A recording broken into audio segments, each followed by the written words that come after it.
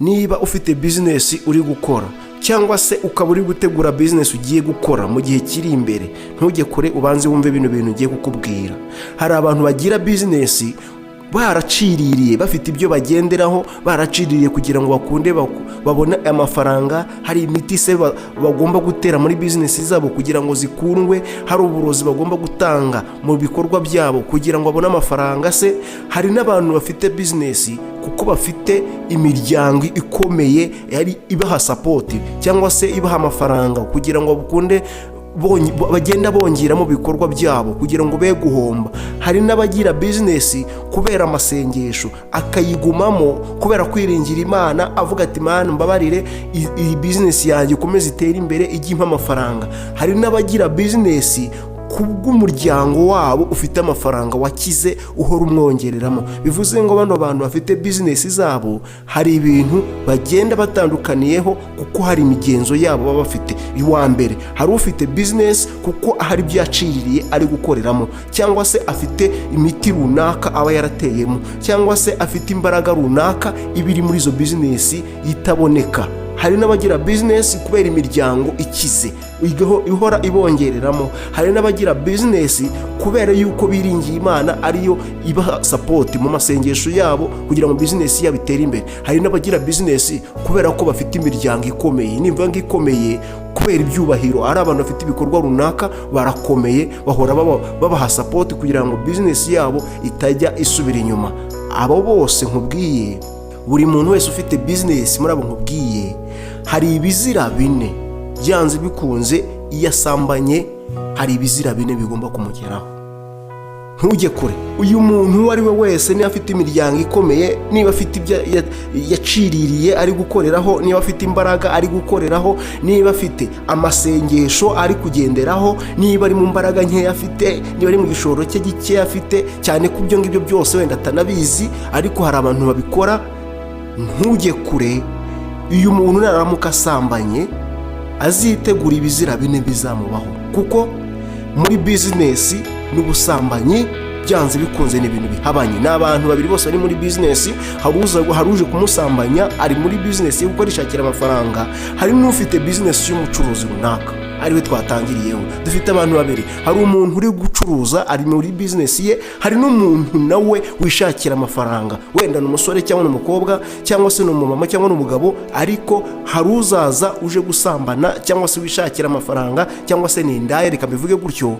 We ari muri business ye arimo arashaka amafaranga. Hakaba n'undi nawe uri muri business y'ubucuruzi runaka. Iyo ufite umukiriya, iyo ufite business yawe ukabona abakiriya, umutegeka icyo ushaka nawe akaguha ibyo afite, kuko niba urimo uracuruza araguha amafaranga nawe umuha ibyo ufite. Rero n'undi nawe uramuha amafaranga byanze bikunze. Hari abantu bishuka ngo bari mu rukundo kandi nyamara ari ukukubeshya, ari business ye yibereyemo. Rero niba uri muri business y'ubucuruzi cyangwa se uri muri business yo gushaka amafaranga ukajya gusambana, uzitegura ibintu bine bizakubaho, kuko ibi bintu bine byanze bikunze bigomba kukubaho. Ni ibizira bine muri business, niko ikigisho kivuga. Ni ibizira bine bidakorana na business uko byagenda kose. Rero nihuse mu magambo, niba uzi ko ufite business ugasambana, mbere na mbere uzitegure umwako. Icyo nicyo cya mbere, uzitegura umwako, kuko uwo muntu uryamanye nawe ntabwo uzi imiti akoreraho, ingingo ari kugenderaho, ntabwo uzi niba we yisize iki, ntabwo uzi icyo agamije, ntabwo uzi ibitekerezo bye. Uwo muntu ugiye mu maguru, ejo ukajya mu yandi, ejo ubundi ukajya mu yandi. Uzitegure ko mbere na mbere uzahuramo n'umwako. Iki kintu cya mbere ucyumve neza, kuko umwako ni ikintu uhura nacyo utateguye kandi kikaza ari kibi, kandi ukaba utanakirinda kandi kikaza gitunguranye. Bivuze ngo rero iki kintu kibi kizakubaho, ushobora se kugira accident, ushobora se gupfa, ushobora se ibyawe bigahomba. Niyo cyane cyane muri business yawe ushobora guhura n'umwaka ibyawe byose ukabibura.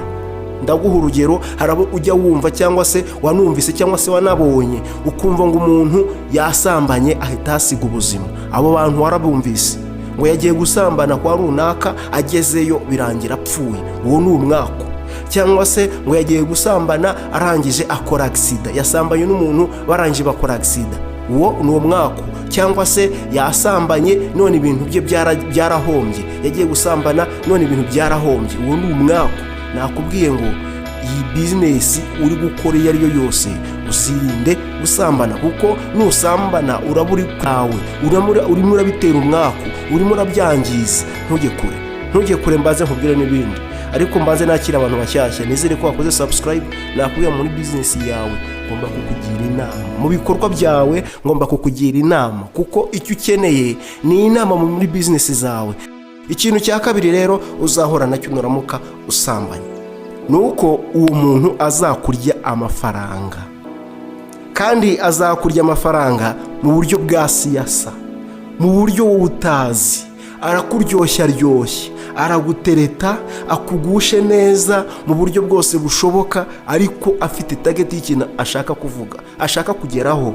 ntabwo ndi kuvuga ku musore cyangwa se ku mukobwa, oya, bose ufite icyo ashaka arabanza agatanga amagambo meza, akavuga amagambo meza, agaca ku ruhande, ubwiza akabugaragaza, ingingo nziza yaziteguye, ubundi akakugaragaraho neza ku buryo ubona ko ari mwiza pe. noneho icyo ashaka we ari amafaranga. ubundi iki kintu kiyoboye isi ni amafaranga. amafaranga rero niba ayoboye isi, jya umenya ko umuntu nimuvugana mbere na mbere ikintu ashaka ni amafaranga, cyangwa se ni ukwihaza mu byifuzo bye. niba ari umusore ni ukwihaza mu byifuzo bye, umukobwa ni amafaranga. kimwe n'uko n'umukobwa nawe n'umusore nawe yaba ashaka amafaranga, rero n'abasore nabo bashaka amafaranga.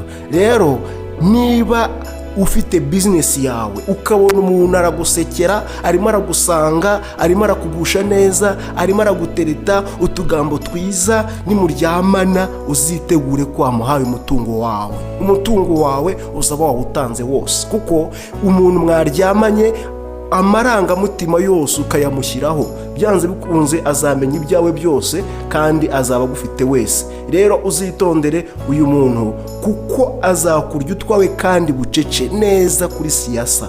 utwo tuntu azakubwira ati ndarwaye, wenda azabicisha mu nzira nyinshi zigiye zitandukanye.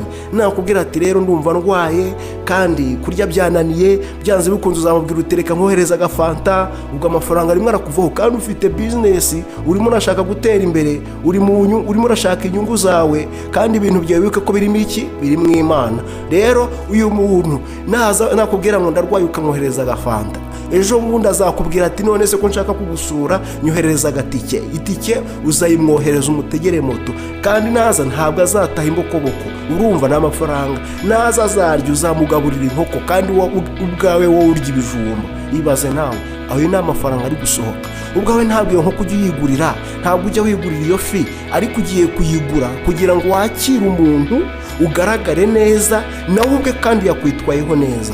ariko ikibabaje muri ibyo byose ni uko abo bantu nta n'umubano baba bafitanye kuko ngo bazabana, nta nubwo banabifite muri bije, ahubwo ni ukwishimisha. umwe arimo arishimisha ku bw'amaraso ye n'umunezero we, undi arimo arishimisha ashaka amafaranga. nakubwiye ngo ni bizinesi ebyiri zitandukanye kandi zitakorana, ni bizinesi ebyiri zitahuza kandi zitanagendana. umwe ari muri bizinesi yo gushaka amafaranga mu buraya, undi nawe ari muri bizinesi yo gushaka amafaranga mu buryo busanzwe, arimo aracuruza, arimo arishakira amafaranga. we ni uburyo busanzwe bw'ubacuruzi, cyangwa se afite bizinesi ye runaka iyo ari yo yose, ariko ntabwo byahura n'umusambanyi. iyo haje nk'umusambanyi byose yabipfuye, kuko uyu muntu uryamana nawe azakubwira amagambo menshi atuma umukunda kandi akurya amafaranga neza. iki ni icya kabiri. icya gatatu, nuramuka uryamanye n'umuntu ugasambana kandi ufite bizinesi, uzahura n'iki kizira, ni uko uyu muntu uryamanye nawe azakurya amafaranga wowe uyamwihereye.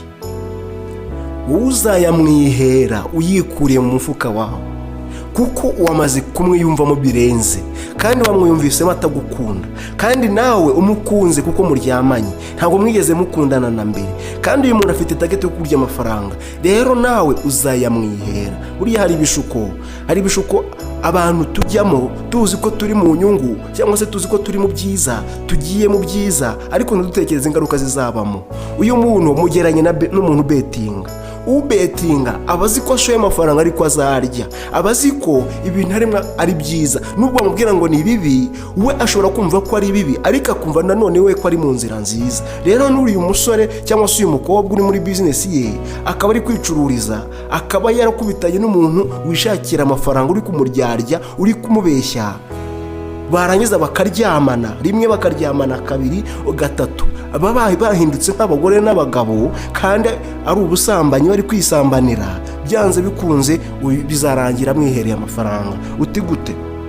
Nk'uko twatangiye ubetinga abikora bishaka, mbega yamaze gushukwa nabyo kandi azi ko ari mu nyungu. Uyu nawe azishyiramo ko uyu muntu ari umugabo we cyangwa se ari umufasha we cyangwa se ari umugore we, birangira mwiyumvise bamubwira ati rero si byiza yuko wahora uryamye nta kintu ukora, amafaranga ndayafite akira, kubita amafaranga ugende nawe usunguze ukore, nishaka mbe nkugurije, nibashaka bazabishyira mu buryo bwo kumuguriza cyangwa se azabishyira mu buryo bwo kumwihera, ariko icyo nshaka ni target yuko uyu muntu azikuramo amafaranga ku bushake bwe, azi ko agize neza kandi azi yuko ibyiza azabibona imbere bizaza, azabona inyungu. Kandi aha hantu natanga amafaranga ejo bagashwana, ni hahandi uzumva hajemo impfu, inzangano zaje, amakimbirane, umwe yisha undi cyangwa se undi yiyahuye cyangwa se byagenze bite.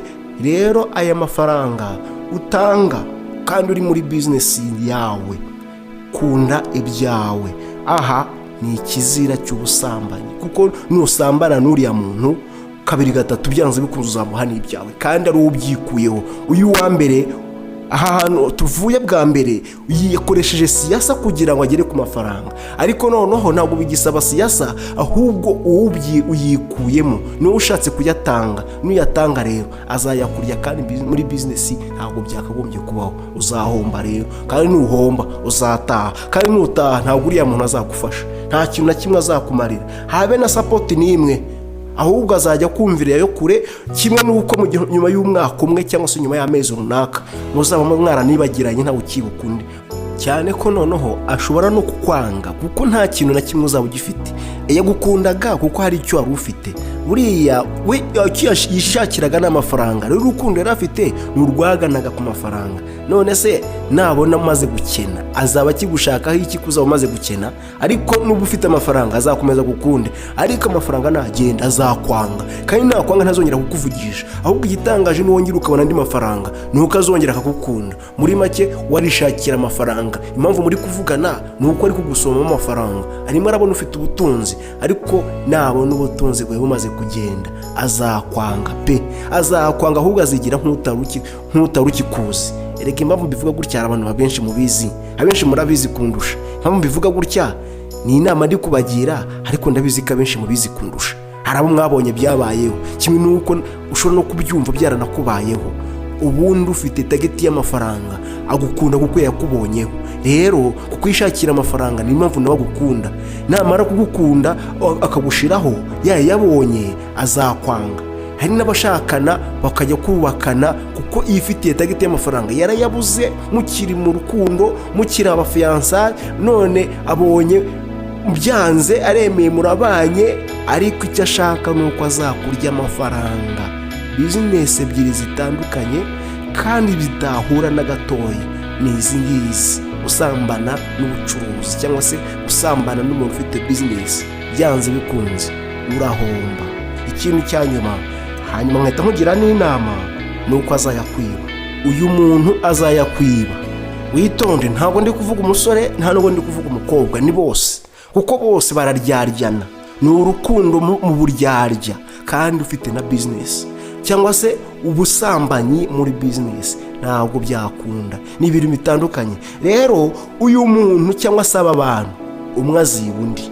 Reka mvuge ko ufite business y'uburaya cyangwa se ufite gahunda yo kwirira amafaranga nuko azakurya amafaranga pe. Ashobora kuba atari n'indaya, ariko target yari amafaranga kurikiye. Nakubwiye ngo umwana ashaka business yo gushaka amafaranga, ariko yakuryarya, yakubeshye mu buraya, yakubeshye mu busambanyi. Rero undi nafite business y'ubucuruzi, yifitiye business ye, arimo aracuruza, amafaranga yabonye yamuvuriye, ariko undi arimo arayabona kubera siyasa, ubwenge. Rero uyu muntu uri gukoresha ubwenge nabikora akabura ahantu yavana, azayakwiba, kandi nayakwiba ntabwo uzajya kumurega. kuko nta kimenyetso kizagifatika, kuko uriya muntu azaba agufite mu biganza bye. Umuntu wagiye kuryamana nawe aba agufite mu biganza bye, aba agufite wese, aba uzi imbaraga zawe, azi imbaraga nke, azi n'imbaraga nyinshi ahantu uzigira, ahantu wazivanye. Uriya hari agatekerezo gatoya nza kukubwira mu gusoza, ariko reka manze ndangize kano kantu kugira ngo nze kuguha inama mbere na mbere. Niba uzi kuri muri business yawe, uzitondere bino bintu bine, uzitondere ikintu kimwe aricyo kiyoboye ibyo byose. Nuko nusambana ufite business, iyo business yawe yose uzaba uyihaye umuntu uryamanye nawe, kuko ashobora kuzayikurya mu buryo bumwe cyangwa ubundi. Ashobora kuzayikurya akoresheje amanyanga ye, ari siyasaze. Ashobora kuzayikurya kuko ubwawe wayimwihereye, wumva ko byanze bikunze ibintu ari kugukorera ari byiza, cyangwa se wumva kuri mu rukundo, cyangwa se ashobora kuzagutera umwako, cyangwa se ashobora kuzanayikwiba. Ari naho hanyuma nari ngeze, nuko nureba nabyanze bikuze business yawe azayikwiba, kandi nayikwiba uzasigara uririra mu myotsi, mbega udafite n'uguhoza, byanze bikunze kandi ibintu bikakubaho. Rero reka nihuse nkugire inama imeze gutya, reka mubwire agatekerezo kugira ngo banze kumva iyi nama ngiye kukugira. Niba warasomye Bibiliya ugasoma igitekerezo cya Samusoni na Delila, Samusoni na Delila ibyababayeho ni agahomamunwa, uzagenda igisome neza wumve, cyangwa se uzarebe n'umuntu baza abikubwire. Buriya umuntu ufite target y'ikintu ashaka ntabwo azaza ngo yihuta kubwira ngo ndashaka iki. Ushaka amafaranga, ushaka kurya amafaranga, ntabwo azaza kubwira ngo ndashaka kuma amafaranga, ahubwo azabanza kugushe neza icyo ushaka cyose akiguhe, kuko n'ubundi we target y'icyo ashaka ni amafaranga, kuko nawe uri mu bucuruzi bwo gushaka amafaranga. Rero amafaranga mu nzira imwe n'amafaranga mu yindi nzira ntabwo byakunda. Wowe uri mu bucuruzi bwo gushaka amafaranga, undi nawe ari mu bucuruzi bwo gushaka amafaranga. Rero abantu bose nari gushaka amafaranga, kandi ushaka amafaranga yahabonye azi neza ahantu agiye kuyakura, yayakubonyeho muri make niwe yayabonyeho. Rero azakugusha neza, akwigire nka Delila, akugushe neza n'amagambo meza, akwigaragazeho neza, ariko icyo ashaka we ni amafaranga. Warishakira amafaranga, ariko ibi bintu urabyumvishije neza, nizere ko wabyumvise neza. Nakubwiye ngo ibi bintu bine biturutse mu busambanyi bizakubonora mu kusambanya kandi ufite business yawe. Iyo business yawe uzabitesheje agaciro, kuko izagenda ihomba gake gake. Ntabwo uzamenya ko iri guhomba, kuko cyane cyane ko uyu muntu azamenya ko ari mukuri, azamenya ko ari mu nzira nziza, azamenya ko ari mu byishimo bye byo gukira, ari umunezero w'amafaranga, nyamara ahubwo ari mu buyobe bw'amafaranga. Business uri gukora ukayishyiramo indi business ya kabiri, kandi ushyizemo nawe ni business, byanze bikunze ntibizavamo. Nugira business ugaha umukozi umujura, ufite business yo kwiba, nubwo nta business yo kwiba inabaho, byanze bikunze azakurangiza pe, kuko afite umushinga we nawe. Uriya nawe ukundanye nawe afite umushinga we, kuko umushinga we ni amafaranga. Uriya muntu uri kuryamana nawe afite umushinga wo gushaka amafaranga, kandi byanze bikunze niba uzi kuri uri kuryamana n'umuntu nta rukundo ruhari, menya ko ari amafaranga. Urimo uraryamana nawe nta rukundo mufitanye, byanze bikunze wari muri target y'amafaranga, kandi nawe uri muri business y'amafaranga. Ni ibintu rero bitandukanye. Ibi bintu bibiri ntabwo byajyana mu nzira imwe. Inzira imwe ibifunganye, indi bifunguye. Rero nimujyana mu nzira imwe ntabwo bizahura, ntabwo muzagendana ngo bishoboke. Umwe afite umuvuduko wo kwihuta ashaka amafaranga, nawe ufite umuvuduko wo kwihuta ushaka amafaranga, kandi amafaranga ahantu ari haragaragara niwe uyafite. Byanze bikunze aho iwawe hazabera isiraniro yo gushaka amafaranga. Utondere gushaka amafaranga ku wundi muntu uri gushaka amafaranga, kuko hose ni sirikwi, hose ni umuriro, hose ni imyako, ni ibibazo, ni intambara. Ntabwo rero byakunda. Itondere ibi bintu niba uri muri business. Indi nama ya kabiri nagira ngo nkugire nuko mbere na mbere ari amasengesho. Ndasoza gutya, niba uri mu bikorwa byo gushaka amafaranga ibyo ari byo byose, mbere na mbere uziragiza Imana. Ntuzizere ngo hari imbaraga zizama amafaranga atari imbaraga y'Imana. Imbaraga y'Imana yonyine ni izaguhesha ubutunzi utasanga ahandi, kuko imbaraga y'Imana yonyine ni izakuryamisha ukarinda bucya, ikakuramutsa amahoro, ikaguha imbaraga, ikakujyana mu kazi kawe, ikaguhesha n'amafaranga. Kuko ni naho mpamvu uzasenga uvuga uti Imana afasha, byanze bikunze uyu munsi mbona amafaranga, kandi uyu munsi mpahe ndonke. Iryo sengesho ntabwo Imana izanga kuryumva, ahubwo izariha umugisha. Rero ntuzizere ngo hari imbaraga nzifashisha mu masengesho yanjye cyangwa se mu bikorwa byanjye cyangwa se muri bizinesi yanjye, ahubwo uzizere imbaraga z'Imana ko arizo zizagufasha muri ibyo bikorwa. Rero reka nkushimire, numva nkubwiye ibintu by'agaciro kandi ibintu biragufashije. Ndakeka ufashijwe, nizere ko wakoze bya bindi, ubundi wandike muri komenti niba bino bintu bikuryoheye. Rero ndagushimiye, urakoze.